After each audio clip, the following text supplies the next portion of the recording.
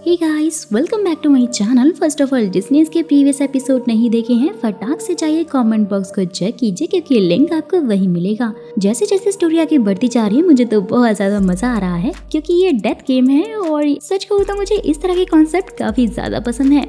तो without wasting time चलते हैं इसके लास्ट पार्ट की तरफ। सो गाइस, इस पार्ट की शुरुआत वहीं से होती है जहाँ पर पिछले पार्ट का द एंड हुआ था और अब हम यून, जुंग और जून को देखते हैं जहाँ यून सबको कहती है कि हमें गेम ओवर करने के लिए होस्ट को तो ढूंढना ही होगा और वो लोग होस्ट के बारे में कुछ ढूंढ रहे होते हैं और उसी रूम में पहुँच जाते हैं जहाँ पर क्यूम को रखा गया था। जूनी को वहाँ पर क्यूम का फोन मिलता है और यून को एक अलमीरा में से एक बॉक्स मिलता है जिसे कि यून उसी चाबी से खोलती है जिसमें उसे एक फोटो मिलती है। देखने पर ये पता चलता है कि ये तो उसी फोटो की सेम कॉपी थी जो कि यून को पहले मिली थी। लेकिन दोस्तों इस बार वो फोटो देखकर काफी शॉक हो जाती है क्योंकि इस बार किसी का भी फेस बिगड़ा नहीं था, जिससे कि उन्हें ये पता चलता है कि ये उसी क्लास के बच्चों के ग्रुप की थी। यून को फिर उसी टाइम पर मैसेज आता है जिसमें उसे होस्ट का नाम चेक करना था। यून नाम चेक करती है तो ये पता लगता है कि गेम की होस्ट वही फोटो वाली लड़की सी यून है। सभी को होस्ट के बारे में पता लग जाता है जिससे काफी सबके सब शॉक में पड़ जाते हैं क्योंकि सी यून उनकी क्लासमेट थी लेकिन ब्रिज से कूदकर उसने अपनी जान दे दी थी। जूनी ने उसे रोकने की कोशिश भी की थी लेकिन वो उसमें नाकामयाब हुआ था। सोमी फिर यून को चिल्लाने लग जाती है कि सी यून उसकी फ्रेंड थी और फिर वो उससे ये पूछती है कि सी यून ऐसा क्यों कर रही है, वो तुम्हारी फ्रेंड थी तो तुम्हें तो पता ही होगा, जबकि वो तो मर चुकी है तो ये सब कुछ क्यों कर रही है। जिन फिर सबको बताती है कि ये स्कूल में सब तो यही कह रहे थे कि उसने सुसाइड नहीं किया है बल्कि उसका तो मर्डर हुआ था। ये सुनते ही यून कहती है कि शायद हमें वो सब कुछ बताना चाहती है कि आखिर इसका कातिल है कौन, जो कि शायद हमें से ही कोई हो सकता है या फिर उसका माफिया से कोई ना कोई कनेक्शन तो जरूर है। जिसके बाद सब लोग वुरैम को याद करते हैं क्योंकि उसने ही तो जुंग ही को मारा था। हो सकता है कि सियुन को भी उसी ने मारा हो। जहाँ पर दायोब कहता है कि बाकी माफिया मेंबर से उसका क्या ही कनेक्शन हो सकता है। नेक्स्ट सीन में नाही और सोमी की बातों से ये पता लगता है कि सियुन के साथ कोई तो बड़ा इंसिडेंट हुआ था जिसके कारण ही उसकी डेथ हुई थी। नाही चाहती थी कि सोमी वो सारी बात सबको बताकर सियुन से माफी मांग ले लेकिन सोमी चुप रहने के लिए उसे बोलती है क्योंकि वो उसके लिए बस एक मजाक था। सोमी फिर दायोब से नाही को ठिकाने लगाने के लिए बोलती है जिससे गाइस ये पता लगता है कि उस इंसिडेंट में दायोब भी शामिल था क्योंकि वो सियुन को काफी ज्यादा डराया करता था। लेकिन सोमी के अलावा ये बात कोई भी नहीं जानता था और इसलिए दायोब नाटक करने लग जाता है कि उसके साथ में उसका कोई कनेक्शन नहीं है। वहीं दूसरी तरफ जून ही यून को क्यूम का फोन दिखाते हुए कहता है कि रात को दायोब उसे फोन देने के लिए वहां पर पहुंचा था। वहां के गेट पर स्क्रैच देखकर यून बोलती है कि क्यूम ने यहाँ से निकलने के लिए गेट तोड़ने की कोशिश की थी और क्यूम और जिना एक दूसरे पर ही इल्जाम लगा रहे थे। साथ ही यहाँ पर सबसे ज्यादा हैरानी की बात यह है कि दोनों की मौत हो चुकी है, यानी कि माफिया पहले से ही उन्हें मारना चाहता था। जिसके बाद सब लोग एक बार फिर से इकट्ठे होते हैं जहां जूनी और यून दायोब से पूछते हैं कि लास्ट नाइट क्यूम के साथ तो वो वही था तो उसके साथ क्या हुआ था। दायोब बोलता है कि मैं वहां पर अकेला तो नहीं था, सोमी और मीना भी साथ ही थे। तभी एक लड़का बोलता है कि उनके पास क्यूम की चाबियां भी हैं जो कि वो बिल्कुल भी आसानी से नहीं देता। सोमी फिर से वही झूठ बोल देती है कि मैंने उसे चाबियां छुपाते हुए देख लिया था और उसी टाइम पर एक लड़का बोलता है कि सोमी वही लड़की है जो कि सियुन को बहुत ज्यादा बुली किया करती थी। सोमी सारा का सारा इल्जाम अपनी दोस्त नाही पर लगाते हुए बोलती है कि इसी ने सियुन की वीडियो वायरल की थी और इसी की वजह से शायद उसने अपनी जान ली है। जिसके बाद वो और मीना तो नाही को ही वोट देने लगती हैं। नाही ये सुनकर काफी सैड हो जाती हैं और सबको समझाने की कोशिश करती है कि ये सब कुछ करने के लिए मुझे सोमी ने ही कहा था, लेकिन उसकी बात कोई भी नहीं सुनता है कि तभी नाही सबको सच बता देती है कि वो एक पुलिस ऑफिसर हैं जो कि बहुत ही आसानी से किसी का भी ऑक्यूपेशन चेक कर सकती है। साथ ही उसने सबको ये भी बोल दिया था कि सोमी एक माफिया है। ये सुनते ही सब सोमी को अरेस्ट करने के लिए बोलते हैं और इसी का फायदा उठाकर दायोब भी सारा इल्जाम उस पर लगा देता है कि सोमी ने ही मुझे फोर्स किया था किंग से चाबी लेने को। सब लोग मिलकर फिर सोमी को ही वोट देते हैं। सोमी ये सब कुछ देखकर सबसे काफी रिक्वेस्ट करने लग जाती है कि ये सब उसने जानबूझकर नहीं किया था और फिर सारे माफिया मेंबर्स का नाम धीरे धीरे करके बताने लगती है। लेकिन दोस्तों उसी टाइम पर उसके मुंह से खून आने लग जाता है और अनाउंसमेंट हो जाता है कि वो किसी दूसरे माफिया के बारे में नहीं बता सकती। सारे बच्चे उसे छोड़कर भागकर वहाँ से छिपने लग जाते हैं और सोमी की नजर वहाँ पर स्टैचू पर पड़ती है, जिसे देखकर उसे सियोन की याद आने लगती है और फिर उसे उसी टाइम पर एग्जीक्यूट कर दिया जाता है क्योंकि उसे ही सबसे ज्यादा वोट मिले थे। फ्लैशबैक से ये पता चलता है कि नाही ने ही उस दवाई से दीवार पर लिखा था कि जूनी सिविलियन है और सबको ये गलत प्रूफ करने के लिए कि जूनी ने ही यून के लिए झूठ बोला था कि वो माफिया है। जिसके बाद हम सबके सो जाने के बाद सोमी की डेड बॉडी के पास दायब को किसी से ये कहते हुए सुनते हैं कि हमें पहले नाही को ही ठिकाने लगाना होगा। नेक्स्ट डे जैसे ही सब लोग उठते हैं तो उन्हें अनाउंसमेंट करके बताया जाता है कि नाही को माफिया ने एग्जीक्यूट कर दिया है और सभी टेंशन में पहुंच जाते हैं कि पुलिस ही नहीं रही है तो माफिया के बारे में हम कैसे पता लगाएंगे। जून ही नाही की बॉडी देखकर जोर से चिल्लाने लग जाता है और उसे याद आता है सियोन जब अपनी जान देने जा रही थी जूनी ने उसे रोकने की बहुत कोशिश की थी। सीन शिफ्ट होता है नेक्स्ट सीन में सभी लोग दायोब और मीना पर शक करने लग जाते हैं कि जरूर उन्होंने ही नाही को मारा होगा क्योंकि वही लोग वहाँ से गायब थे। जिसके बाद जूनी आकर यून और जुन को बताता है कि लास्ट नाइट नाही मुझसे मिलने के लिए वहाँ पे पहुंची थी और उसने कहा था माफिया मुझे मारने के लिए जरूर आएंगे और अगर ऐसा हुआ तो पता लगाने की कोशिश करना कि आखिरकार मुझे मारा किसने है। और इसीलिए जूनी ने नाही को एक जगह पर छिपाकर एयर फ्रेशनर के साथ में नेयोंग पेंट मिला दिया था, यानी कि दोस्तों जिसने नाही को मारा है उसके शूज में वो पेंट लगा होगा और ये सब हमने पहले से ही प्लान करके रखा था और इसीलिए वो सब अब प्रूफ मांगते हैं। जूनी फिर एक वीडियो दिखाता है जो कि उसने और नाही ने लास्ट नाइट में बनाई थी।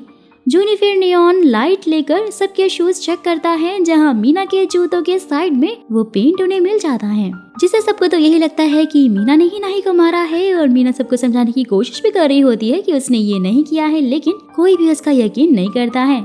यून फिर लाइट लेकर दोबारा से चेक करती है और सबको बताती है कि अगर मीना ने ऐसा किया होता तो उसके पूरे शूज पर पेंट लगा होता, लेकिन शूज के साइड पर ही पेंट लगा है, जिसका साफ मतलब ये है कि हम पूरा शक उसके ऊपर नहीं कर सकते। जुंग और यून फिर उस जगह को फिर से चेक करते हैं जहाँ जूनी ने नाही को छिपाया था। यून बोलती है कि पेंट यहाँ सब जगह पर है, जिसका साफ मतलब है कि माफिया यहाँ पर शायद बिना जूतों के आया होगा। जुंग बोलती है कि यहाँ खून भी है, यानी कि माफिया को चोट लगी है क्योंकि नाही की बॉडी पर चोट के निशान नहीं थे। जुंग ये बात मीना को भी बताती है और उसे ये बात किसी से भी ना कहने के लिए बोलती है। मीना फिर उसे दिखाती है कि उसके कोई निशान नहीं है। खुशी से तो वो उसे हक कर लेती है और साथ ही उसे चाबियां भी पकड़ाती है क्योंकि उसने उसकी जान जो बचा ली। जिसके बाद वो तीनों माफिया को पकड़ने के लिए प्लान बनाते हैं, जहाँ पर जून ही सबको मैसेज भेजता है कि जब नाही की डेथ हुई थी तो उस टाइम पर उसने एक हिडन कैमरा लगाया था और हमें वो कैमरा मिल गया है, लेकिन चार्जिंग ना होने के कारण वो तो अभी बंद है, जिसे हमने चार्जिंग पर लगा दिया है। और ये देखकर तो दायोब काफी डर जाता है और यून से उस कैमरे के बारे में पूछता है। यून फिर उसे उस कैमरे की लोकेशन बताकर वहाँ से चली जाती है और वहीं जुंग और मीना यूजुन और योन वो के बारे में पूछते हैं तो वो उन्हें बोलते हैं कि वो तो मेडिकल रूम में है अभी। और जैसे ही वो दोनों देखती हैं तो ये पता लगता है कि योन वो अपनी चोट साफ कर रहा था। दायोब भी कैमरा चेक करने के लिए पहुंच जाता है, लेकिन उसे वहाँ पर कुछ नहीं मिलता तो यून और जूनी फिर उसे रेड हैंडेड पकड़ लेते हैं। लेकिन दोस्तों उसी टाइम पर जुंग उन्हें बुलाती है और योन वो की चोट दिखाती है। सबको तो यही लगता है कि उसने नाही को मारा है, लेकिन वो तो साफ इनकार कर रहा होता है और दायोब भी हंसने लग जाता है और इस बार जूनी फिर उसे नोटिस कर लेता है। दायोब योन वो से उस चोट के बारे में पूछता है तो वो उसे कहता है कि उसे नहीं पता कि उसे ये चोट कैसे लगी। जब वो सो कर उठा था तो पहले से ही चोट उसके लगी हुई थी। ये बोलते ही वो और दायोब तो एक दूसरे को ही वोट देने लगते हैं और उसके बाद वो कहने लगता है कि दायोब और मीना मिले हुए हैं क्योंकि ये दोनों ही सुबह गायब थे। और ये सुनकर तो मीना उसे जोरदार पंच करती है और वोट देते हुए कहती है कि तुम्हारी भी तो चोट लगी है तो इसका मतलब कि तुम माफिया हो। दायोब फिर उसे पूछता है कि वो योन को वोट क्यों नहीं दे रहे हैं तो यून उनसे पूछती है कि मेरे मना करने के बाद भी तुम कैमरा में क्या चेक करने के लिए गए थे। तो दायोब बोलता है कि मैं तो वहाँ बस चार्जिंग चेक करने के लिए गया हुआ था। जूनी बोलता है कि लेकिन मैंने तुम्हें हंसते हुए देख लिया था। जिसके बाद यून और जूनी तो सीधा उसे ही वोट देने लगते हैं और वही जुंग योन को वोट देती है क्योंकि वो अपनी चोट के बारे में सच नहीं बता रहा था, जिसके कारण से यूजुन उसे माफिया समझकर उसे वोट दे देता है। नेक्स्ट सीन में दायोब सबको छुपते हुए देख लेता है और वही जूनी यून और जुंग को बोलता है मुझे शक है कि दायोब भी माफिया है और इसलिए सेफ रहने के लिए हमें सेपरेट जगह पर छुपना होगा। ये बोलते ही वो वहाँ से निकल जाता है और दायोब के पास पहुँचता है जहाँ वो देखता है कि दायोब ने लोगों को मारने के लिए जो भी चीजें यूज की थी ना वो वहीं पर रखी हुई थी। जूनी बहुत ज्यादा गुस्से में होता है और उसे मारते हुए पूछता है कि तुमने आखिरकार उन बच्चों की जान क्यों ली, तुम भी बिल्कुल क्यों की तरह ही बनते जा रहे हो। और वो फिर उसे सिलेंडर से मारने की कोशिश करता है लेकिन वो तो उसे मार ही नहीं पाता क्योंकि जूनी बहुत ही ज्यादा काइंड पर्सन था। ये सब कुछ देखते ही दायोब खुद को मारने की कोशिश करता है, साथ ही बोलता है क्योंकि आज तक तुमने कभी मेरी हेल्प नहीं की थी। और ये सुनकर जूनी को काफी बुरा लग रहा होता है क्योंकि उसने हमेशा उसकी हेल्प की थी।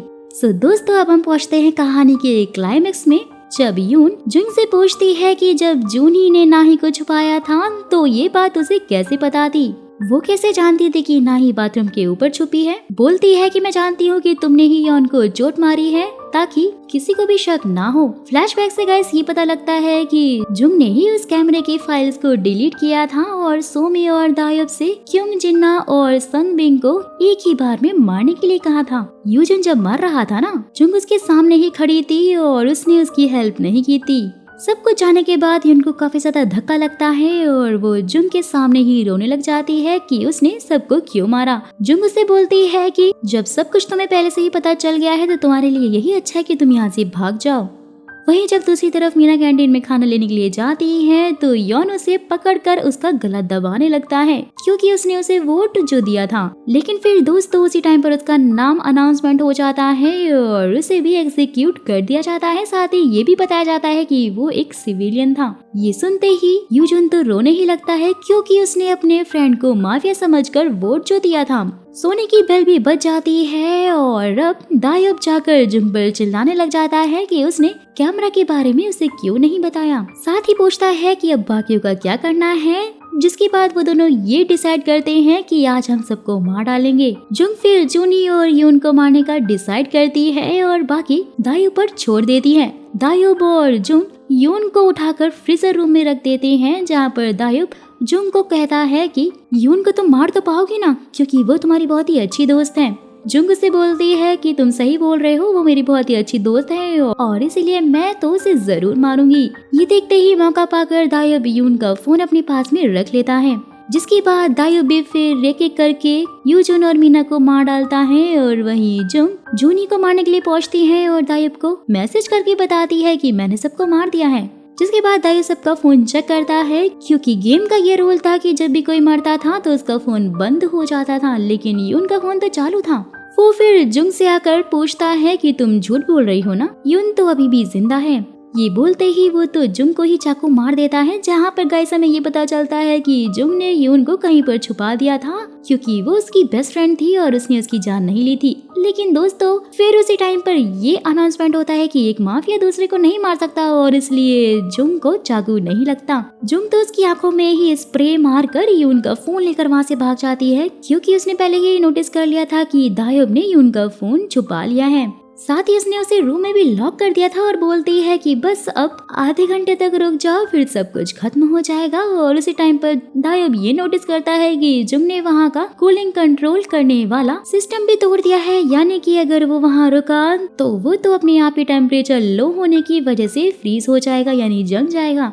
दायोब बहुत ज्यादा गुस्से में आ जाता है और यून की बॉडी को चाकू से मारने लगता है। लेकिन जैसे ही वो कपड़ा हटाता है तो देखता है कि बॉडी तो नाही की होती है, यानी कि जुंग ने बॉडी पहले ही चेंज कर दी थी और यून का ब्रेसलेट नाही को पहना दिया था ताकि उसे शक ना हो। जून फिर यून के पास पहुंच जाती है और टेम्परेचर लो होने के कारण दायोब को काफी सर्दी लगने लग जाती है। वो देखता है कि अचानक से वहाँ की लाइट भी बंद हो गई है और कोई गेट पर नॉक कर रहा है, जिसके बाद एक बास्केटबॉल उसकी तरफ आती है जो कि दोस्तों किसी और की नहीं बल्कि क्योंग की थी। और अगले ही पल क्योंग उसके सामने खड़ा हो जाता है। वो फिर उसे उसके हेडफोन्स देता है जो कि उसने क्योंग को मारते टाइम पहने हुए थे, जहाँ गाइस हमें ये पता चलता है कि ये तो सिर्फ और सिर्फ उसकी छोटी सी इमेजिनेशन थी। ये देखकर उसकी हालत काफी खराब हो चुकी थी क्योंकि दोस्तों ये बात हम सभी जानते हैं कि बुरे के साथ हमेशा बुरा होता है और ऊपर वाला सब देखता है।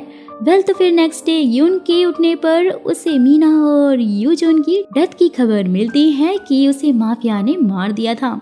वहीं दोस्तों हम जूनी को देखते हैं, यानी कि जुंग ने उसे भी नहीं मारा था। यून जुंग से पूछती है कि उसने आखिरकार उन्हें क्यों नहीं मारा, तो जुंग उसे कुछ भी ना बताकर दायुब को देखने के लिए पहुंच जाती है, जहाँ पर ये पता लगता है कि दायुब गेट तोड़कर भाग गया है।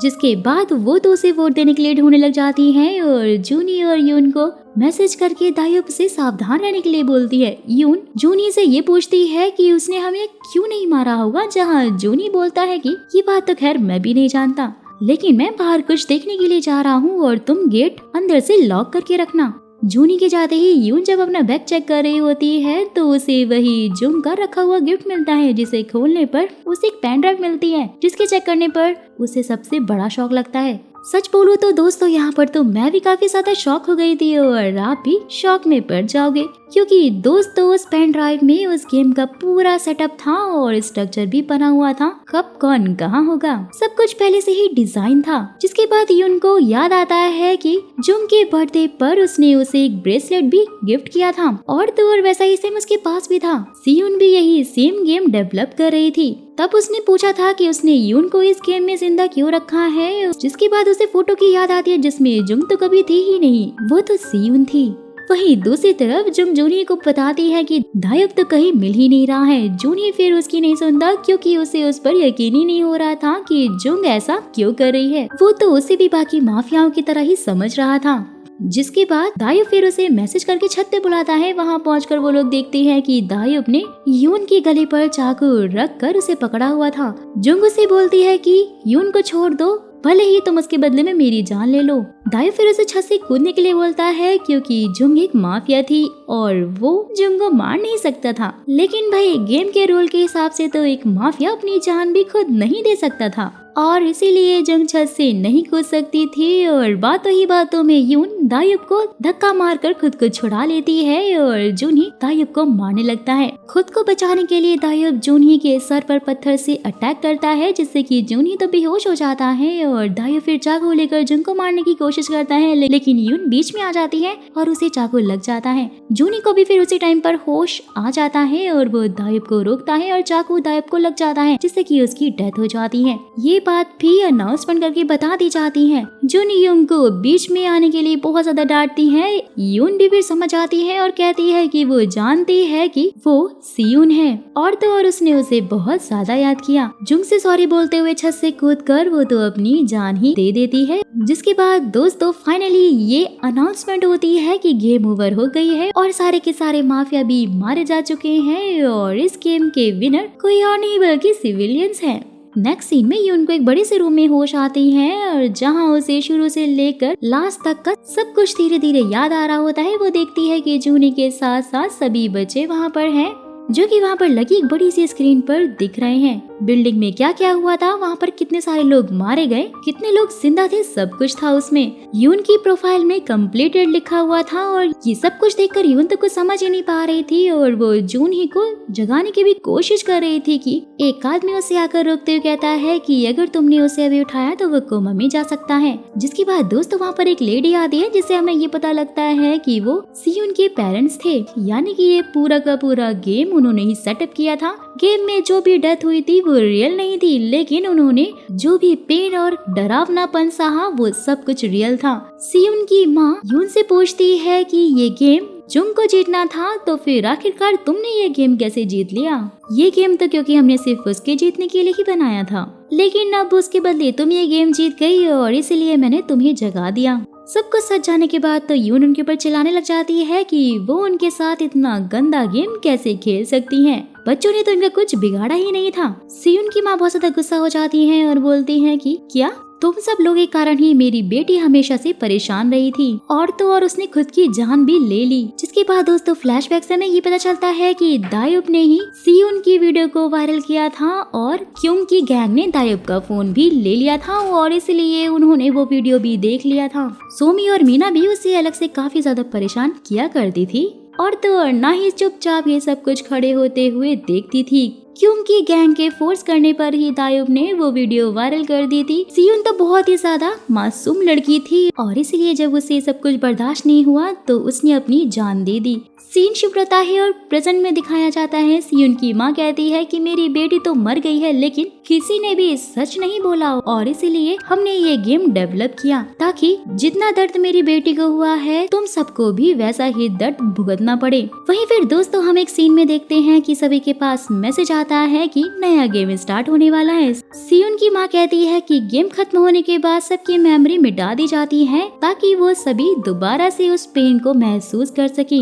ये सब को सुनते ही यून तो उनसे रिक्वेस्ट करने लग जाती है कि वो सबको घर जाने दे और बस मुझे ही इस गेम में डाल दे, जिससे कि जो कुछ भी सियुन के साथ में हुआ है मैं उन सब की रिस्पॉन्सिबिलिटी लेने के लिए तैयार हूँ। ये सब को सुनते ही उसके पेरेंट्स को काफी बुरा लगता है और ये पता चलता है कि जुंग ने गेम की सेटिंग ही चेंज की है और इसीलिए यून को सब कुछ याद है। जिसके बाद वो यून को फिर से सुला देती है। नेक्स्ट सीन में सियुन के डैड उसकी माँ को समझाने की कोशिश कर रहे होते हैं कि हमारी बेटी सियुन अब जा चुकी है और जुंग एक गेम का कैरेक्टर है, बस उसके जीतने से हमारी बेटी वापस थोड़ी ना आ जाएगी, हमें ये गेम हमेशा के लिए ही एंड करना होगा। लेकिन दोस्तों उसकी माँ तो मानती ही नहीं है और गेम की सेटिंग ठीक करने लगती है ताकि नेक्स्ट गेम में जुंग जीत सके। डैड भी उसे समझाते हुए कहते हैं कि शायद सियुन भी अब यही चाहती है, लेकिन भाई उसकी माँ तो मानती नहीं है क्योंकि उन्हें तो बस अपनी बेटी की मौत का बदला जो लेना था।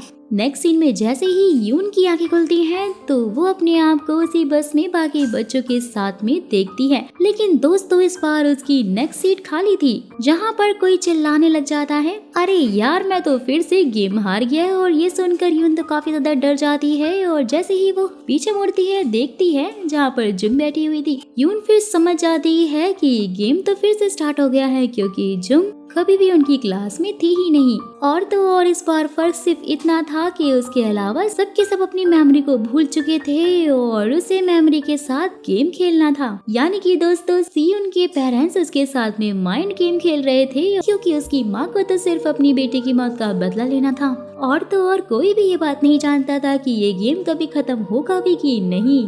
सो दोस्तों इसी मिस्ट्री के साथ में इस ड्रामा की एंडिंग हो जाती है, जिसे देखकर मुझे लगता है कि इसका सेकंड सीजन तो जरूर आएगा। तो अगर आप लोग भी चाहते हैं कि इसका सेकंड सीजन आए तो ये बात मुझे कमेंट बॉक्स में लिख के जरूर बता दीजिएगा और आपको शौक लगा ये सब कुछ जानकर या नहीं ये भी मुझे जरूर बताइएगा। साथ ही जाने से पहले चैनल को सब्सक्राइब, वीडियो को लाइक करना मत भूलिएगा क्योंकि मैं ऐसे ही इंटरेस्टिंग डेथ गेम से रिलेटेड वीडियो लाती रहती हूँ जो कि मुझे तो काफी पसंद है और मैं जानती हूँ कि आपको भी ये कॉन्सेप्ट बहुत पसंद आता है। कल तो फिर मिलते हैं ऐसे ही किसी कमाल धमाल की स्टोरी के साथ में। तब तक के लिए टेक केयर, गुड बाय और बहुत खुश रहिए और ऐसे ही मेरे वीडियोस को पसंद करते रहिए।